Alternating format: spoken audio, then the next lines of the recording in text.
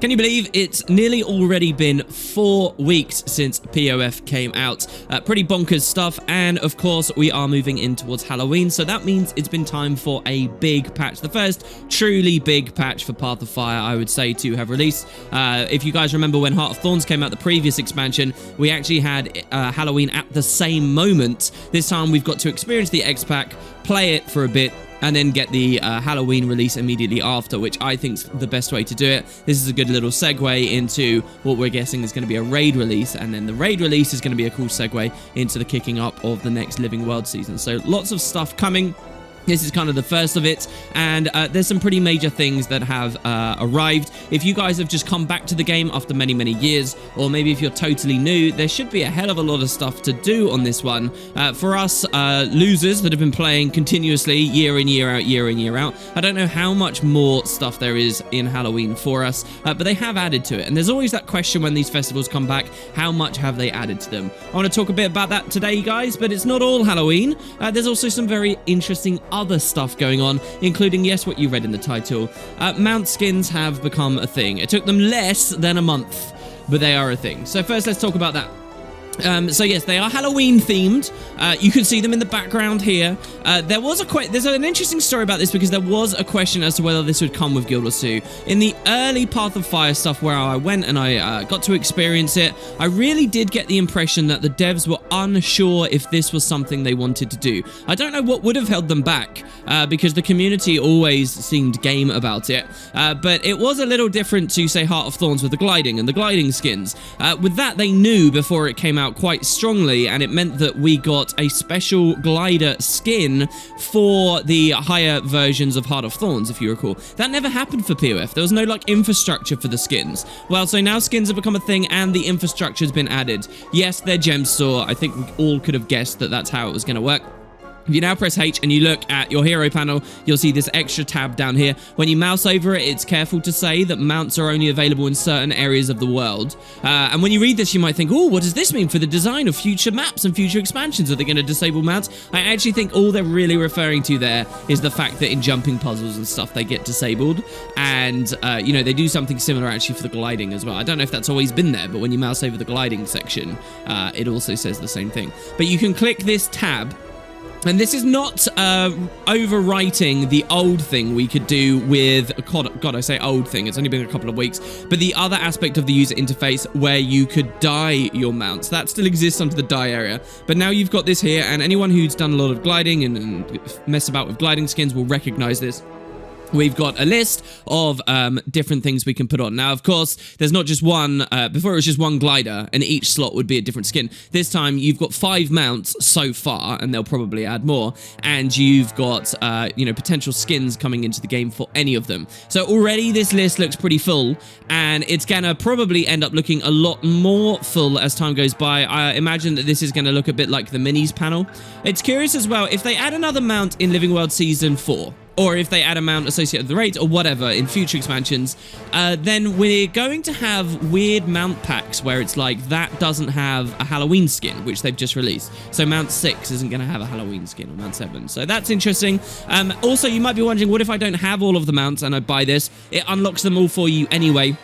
I actually got my Griffin on the Halloween patch, and this meant that I unlocked these skins before I even had the Griffin, but I got the Griffin mount anyway. I got the skin for it anyway, so they don't sort of limit you in that respect. And it's cheaper than I thought as well. Basically, you have one box you buy, which gives you all of the skins at once. I'm not sure if they sell them separately, and it's not too expensive. They could have really gouged the community on this. They could have, and they didn't. I wonder if in future they will go heavier. So you guys have seen what they look like in the background here, obviously in the footage. The way they've gone with this is it's the same animations, it's the same general model, it's the same everything. It's just a reskin, really.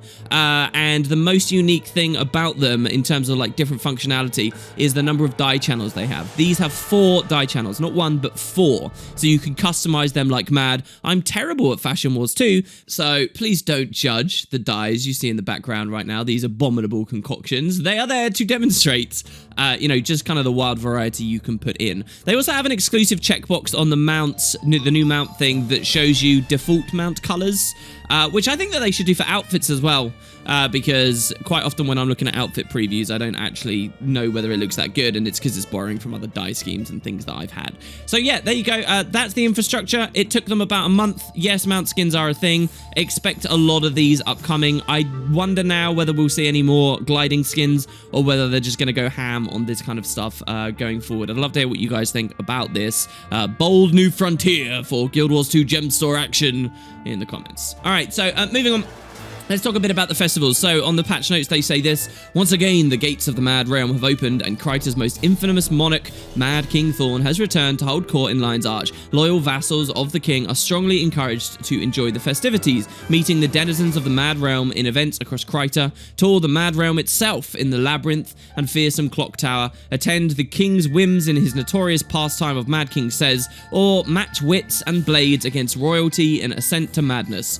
Completing sets of festival daily achievements will also earn progress towards displaying your holiday spirit in combat with the Haunted Weapon set. So they've added the Haunted Weapon set. Now, I've not really been able to play much Halloween just yet, and you're going to see another video upcoming where I talk a lot more about it, because this patch has a lot more than that, and I don't want to bog this video down with it too much. But from what I understand, they have gone pretty good here. There's a new back piece. So those that don't know, ages back, there were 2 back pieces we could get from Halloween. The Mad Memories. One of them was on fire, one of them wasn't. And I believe if you deleted it or did something weird with it before the wardrobe became available, you could miss the skin. All of that stuff's there in this patch. And then I think there is another new backpack as well you can get beyond that. I've seen some gifs of it, but its actual acquisition I'm unclear on right now. I have noticed while playing that there are new dailies now, and they've changed. So there is stuff related to Joko. There was an awesome idea that when the Mad King came back to Tyria in this patch, Joko could have come with him. Not that he would necessarily be reliant to, because it seemed like he could have dipped in and out of the mist anyway at his own will. But we don't need to go into all the crazy lore. That would have been nice. Now, you guys might not know this, but after Nightfall came out in Guild Wars 1, Nightfall released around, when we first got to go to Alona, around the time of Halloween. And in fact, there were some very rare Guild Wars 1 skins you could miss if you didn't buy Halloween, Nightfall right on release. And so, because of like this pairing, perhaps, the devs kind of established that Joko and the Mad King kind of have a history, and they kind of lash at each other. And it was one of the most fun things you could see in those updates back then. Well, check it out. It seems like they are playing into it a little bit here. There's an achievement to kill lots of Joko's minions on behalf of the Mad King here. I don't know how deep it goes, but there is at least that going on. Some other things to excite me. There are new Halloween decorations, and I will play with those and then get those as soon as possible, and we'll talk about those. The Labyrinth, you can now play with mounts in. It is technically an instance, and I believe by default all instances, or old instances, are flagged to not allow mounts, which is why we can't do them in, say, regular personal story or our home instances. But mounts are available in there, and I think that would have changed the farms. And one big thing, if you're new about Guild Wars 2 and Halloween, everybody loves to go into the Labyrinth to farm experience and stuff.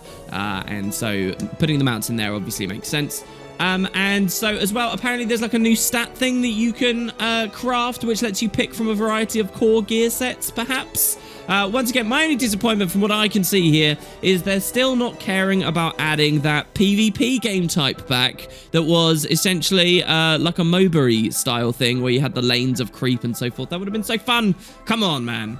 Anyway, so let's get into the core changes, because yes, there is that much to talk about. First on the list, I don't think enough people have noticed this or care about this for the amount of whinging, even from myself, that has existed on this over probably the last 2.5 years. That's where it's become a much bigger thing. 4K UI support.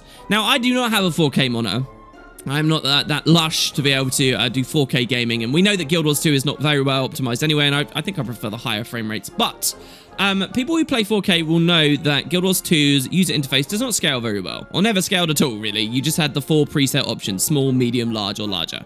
Well, they now have some stuff in there, which means if they detect that you're on a 4K resolution, it bumps the whole thing up. It gives you a new mouse cursor, which is actually a lot more visible than the other one. It's very, very nice, and while I do not have such a monitor, I was experimenting with DSR, Dynamic Super Resolution, recently, as a form of anti-aliasing, but it was completely unworkable because you had a tiny UI if you were playing with it. Well, now I can mess about with that a little bit more, and I'm really excited to do that. So 4K UI support, it was like a little niggle that just kept coming up, and some people even dared to suggest was like a terrible problem with Guild Wars 2. Well, now they've got a little something in there, and I think that's really cool. We also have an enormous number of changes to dynamic events and metas and the things that we do, like hearts as well, I think some, in the desert. Now, that's kind of going to go without saying. The first big patch after an X-Pack comes out, they're going to tweak a ton of things. It's funny as well because most of Path of Fire went smoothly for me. I had a few stalling bugs, like one of the NPCs in the third map asks you to collect all of her gear, and one of the pieces of gear you're supposed to get from a script that I continuously failed to get because it stalled on me. But mostly things went really comfortably. So then I read this list on the patch notes and you realize all these funny things people could do that would mess things up. So there's a type of escort event, a new type of escort event I've talked about on the channel before, where you use a special action hotkey to drag NPCs to your location, and people were using this apparently to pull these NPCs miles away from the event area. So stuff like that has been fixed. I won't go through all of them because, you know, it's kind of unnecessary. One of them that I do like as well, though, the third map, again related, as all of these examples have been funnily, is with the Augury Rock meta event, you could just get kicked out very suddenly, but now the messaging they've improved so you know why you've been kicked out and when that's going to be happening. So that's all pretty nice. I was also impressed to see that Living World Season 3 maps have had some changes. It occurs to me that a lot of new Path of Fire players who have now exhausted Path of Fire, if you will, or what they want to get out of Path of Fire, could be looking back at Living World Season 3, and I think it mostly gets glowing recommendations. The understanding that you can get 8 new maps to explore is a pretty good thing to hear. So I think they changed something in the Chalice of Tears. They've changed some stuff in some of those early maps. Now, apparently, because of Spaghetti Code, they also broke the lava tubes in that you started taking full damage from them and from bouncing mushrooms. I guess this has got something to do with mounts and how that's all coded. So for a little while, you were just getting killed by riding those, and a subsequent patch fixed that as well. So the story as well, it's not just open world things. The story had the same treatment, lots of changes there. I won't go into all of them except this one, which really caught my eye. They say fixed a bug that prevented Order members Ihan and Hiroki from spawning in home instances for human characters. Wow. So I didn't even think about this. I let myself down. So, if you guys don't know, but in the 2012 story, and I guess the Heart of Thorn story too, you know, I'm not even sure, but as you complete the story, the NPCs you meet who survive will occasionally actually go to your home instance, and you can go to speak to them, and it's kind of an idea of, oh, look, your opinions matter, these characters are ones that survive, and they go hang out in your home instance, but they never message it properly, they never show you that you can go back. It's just something you might notice when you return, and it was something that could have gone a lot further into the story qualities of the home instance. Never really worked very well for Guild Wars 2, and so now the home instance is this different kind of thing where we collect, you know, nodes and things and unlock them, which is a different angle, but it's a fun angle. So anyway, there was this thing in 2012. I didn't even consider that the Path of Fire story might do the same thing. And so from this patch note, I realized it did. Wow, so I have Path of Fire NPCs in my home instance. And apparently for the humans, some of it was bugged, but those guys go there. I really enjoy that, and that's a nice little detail I hadn't thought about, and I'm very pleased to see that the devs had actually taken the time to implement, even if there was a small bug that's now fixed. So they did some changes to Vabi as well. Notably, there are 2 new achievements to get in Vabi. And you could, I suppose, from some perspective say, look, new content. It's not really new content, but they've added achievements for doing notable things there that previously felt very unrewarding. So first, I think, is an achievement for beating the meta, which requires quite a lot of coordination. It has horrendous rewards right now. And the discussion of how much reward should come from the metas is something I guess we'll have to do later. But you now get an achievement for beating the meta, I believe. And also, you guys will recall I talked about going to a weird jumping puzzle place with a really tanky branded anomaly that died and instantly respawned. Well, you now get an achievement for killing him. So I guess I'll go back there and do that at some point. There have been some fixes for the wardrobe. A lot of Path of Fire stuff that you can get and wear and so on just wasn't put in the wardrobe even after you'd started to unlock it, and they've now put that there. They made a change to the start of the Path of Fire story, which allows you to skip the first instance once you've completed it on at least one character on your account. So why has this become a thing? Some of you will know. Basically, to get to the desert, because there is no regular just portal that you can walk through, and you're reliant on speaking to the guy at the boat, what was happening was people had to do the initial Lion's Arch instance, which isn't very long, but we all know that once you've done a story instance once, it is annoying to stand about and wait and listen to NPCs prattle on about something you don't care about at the moment, because you just want to go to the desert so you can just get a hero point or whatever, yeah? And so there were ways to bypass it, which I was doing, so I was never really afflicted by this. You could use teleports to a friend, which I've got lots of and have been using massive amounts of through this expansion, funnily. You could use the Lily of the Ellen pass if you had bought a higher tier of the expansion, and a couple of other things that you could do to get around it. But for many people, you kind of just have to keep redoing this one instance. Well, now they've changed it, so as long as you've done the instance once, you can immediately go to the boat guy on any alternate character, and he'll take you there right away, so you don't have to do all of that stuff. So they also changed the PvP reward track, the Sunspear reward track. PvP and World vs. Worlds, we know are going to be continuing to get updated and so on, but they really didn't get much for Path of Fire. They got a single reward track, which was bugged, so that's changed, so yay for them there. The Mac client got more updates, fixes to ambient occlusion.